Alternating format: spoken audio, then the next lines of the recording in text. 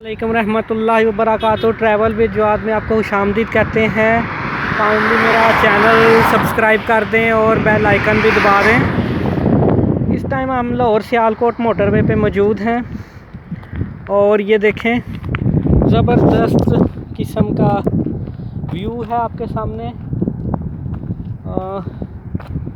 भैंसें चार रही हैं, खेत हैं, खलियान हैं। पाकिस्तान बहुत ही खूबसूरत है। देखें सर्दियों का मौसम है और आपके सामने भाई सबसे पहले तो थैंकफुल हूँ आपका कि आप मेरे चैनल को सब्सक्राइब करते हैं। तो बस 2-3 मिनट के लिए रुके थे इधर और जस्ट आपका थैंक्स करना था जी। इसी तरह सब्सक्राइब करते रहें। जज़ाकल्लाह।